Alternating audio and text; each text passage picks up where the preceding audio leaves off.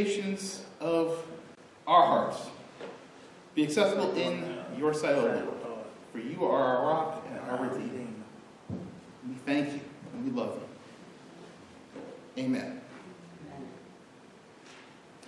Palm Sunday is a turning point. It is a turning point in the Gospel of Mark and a turning point in the life of Jesus, where the assumptions and the expectations are turned on their head.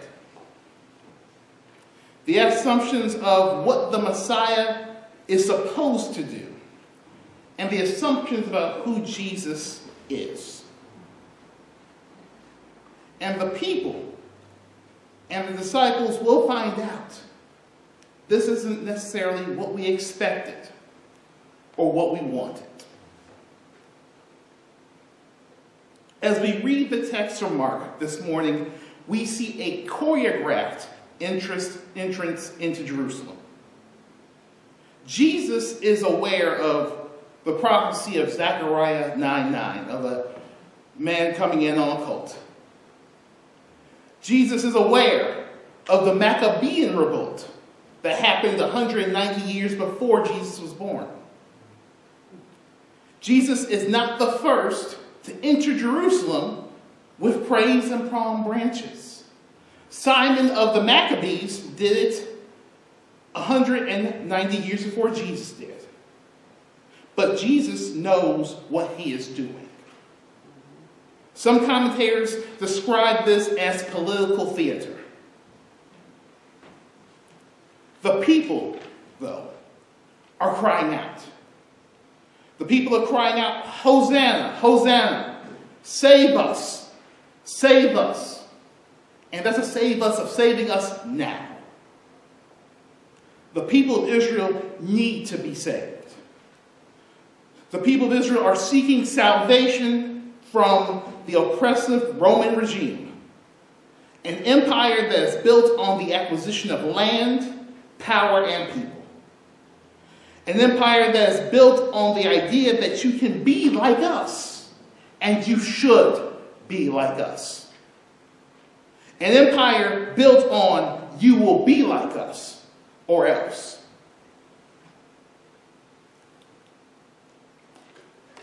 The people need to be saved from the realities of their lives in that present moment. But sometimes acting right doesn't get you safe. And acting right and safe doesn't get you what you want. Being nice and acting right is not going to feed your child sometimes. And in the case of the Israelites, it's not going to get them saved. And it's the same thing that's happening across this country this week, where students have decided that enough is enough. Now, I have never seen or heard of a quiet protest. Peaceful protests, yes. And we've seen riots. But I've never seen a quiet protest. I've never seen people go, heck no, we won't go, in a very peaceful and gentle manner. But what we have now, and what we've had like yesterday, we see that the work continues. We see that the work continues against gun violence. The work continues against police brutality. The work continues to show that Black lives matter as much as other lives. But the reality of it is that you cannot negotiate with evil sometimes. At some point, you have to make waves. You know, as we like to say in the church and they say at the seminary, you have to comfort the afflicted and afflict the comfortable. We are called to take risks. And folks have decided that enough is enough, and we will stand up against the wrongs in our society. Sometimes we have to get a little revolutionary. Now, historically, we know about the civil rights movement, the sit-ins, and they worked. And the reason why they worked is because they were disruptive.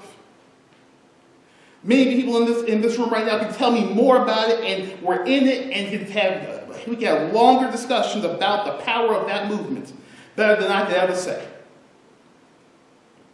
But the student walkouts were disruptive because they stopped the schools from functioning. The marches stopped traffic from flowing. The sit-ins stopped businesses from being open. These protests were nonviolent physically, but they were definitely economically violent and socially disruptive. So let's ask the question, what does it really mean to live like Christ? Let me ask that question again. What does it really mean to live like Christ? Seriously. And I mean this in a scenario of reality.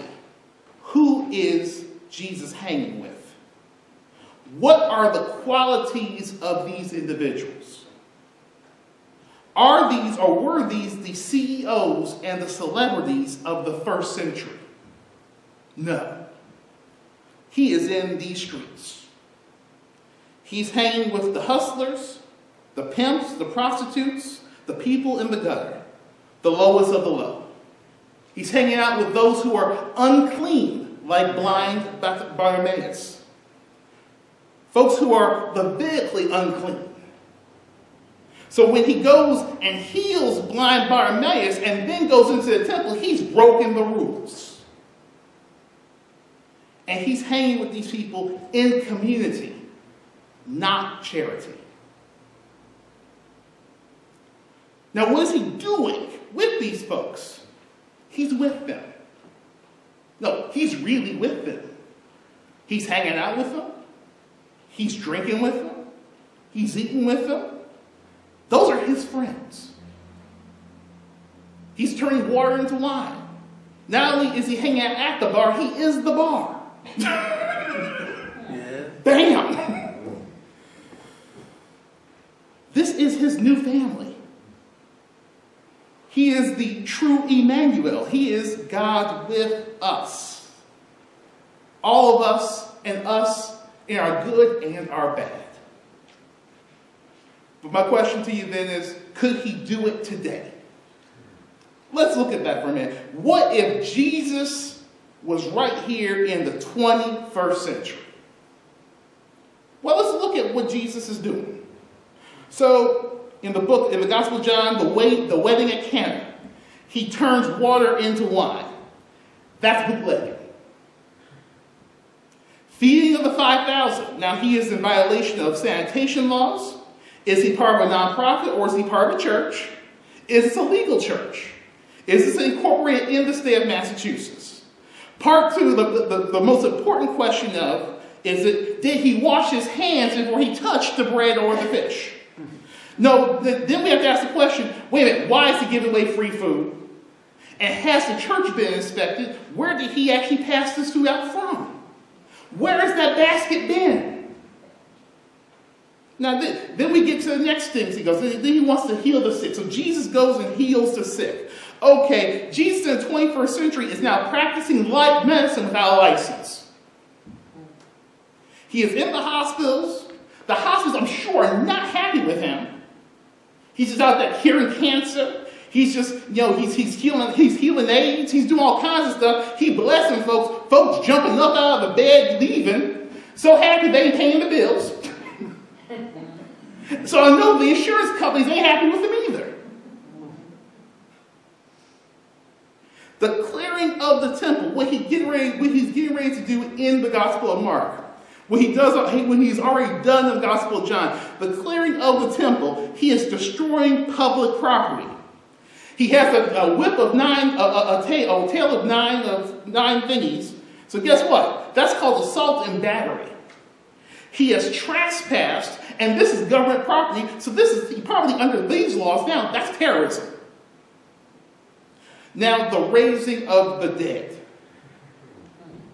Okay, we're going to keep it real. That's a scam. It has to be a scam. It has to be fraud. Come on, I think, is Jesus working with Derry, or is he working with Dwyer? Because I know the funeral homes are not going to be happy about this. Because are the funeral homes going to ask for refunds? Are they going to ask for refunds for the funeral home? Are they going to, get a refund from the funeral parlor? Is the cemetery going to give the money back for the property where he was going to go? And so then now we get to Palm Sunday. Now we know, I doubt highly that Jesus has a parade license. So then the question becomes, is he going to be charged with inciting a riot, unlawful assembly, or is it possibly sedition itself? And what I mean by sedition is a term of law which means covert conduct as speech and organization that is deemed by the legal authority as tending toward insurrection against the established order. Sedition may include any commotion, though not directed at open violence against the laws. Is it treasonous? Ooh, is Jesus treasonous in America today?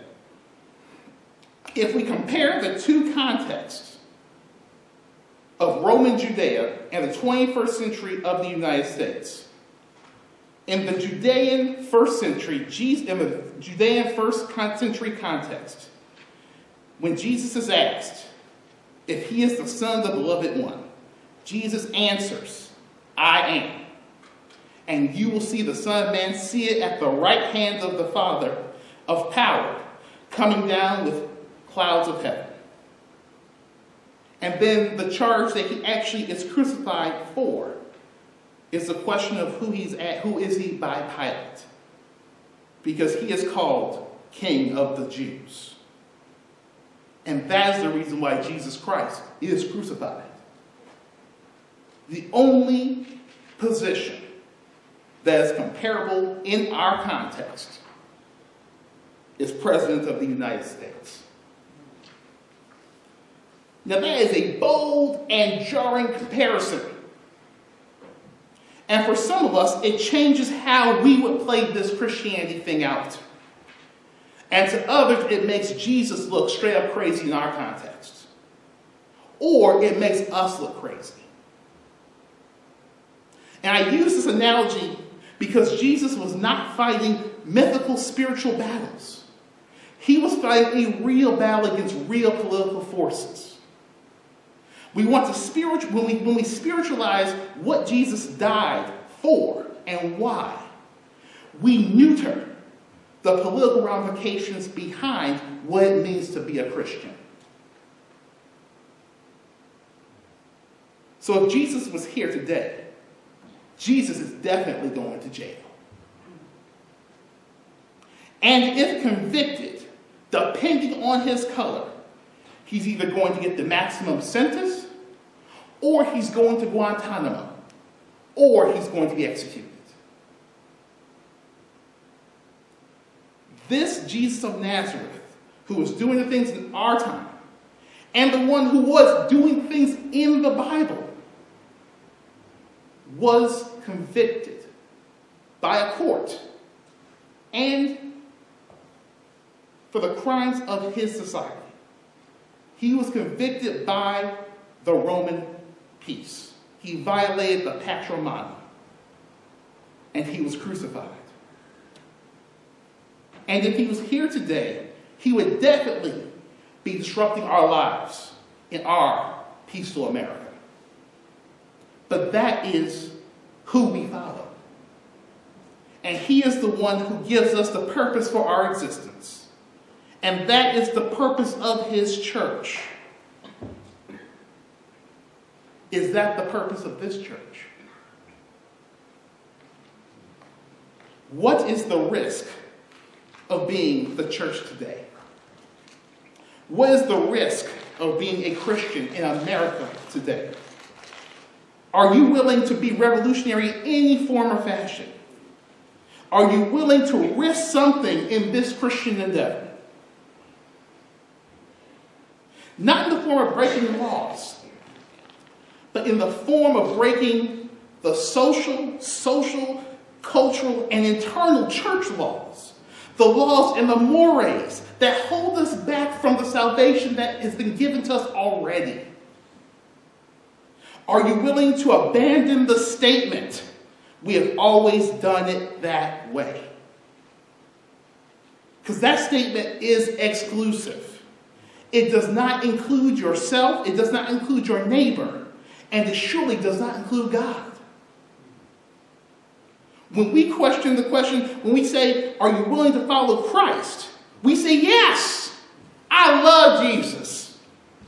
Are you willing to follow him to the cross? I don't know. Are you willing to follow him to the courthouse? Well, I'm not sure. Are you willing to follow him to prison? Are you willing to follow him to the gas chamber or the electric chair? As we begin this Holy Week, I ask you to ask yourself the question, how far are you willing to follow Jesus? Amen.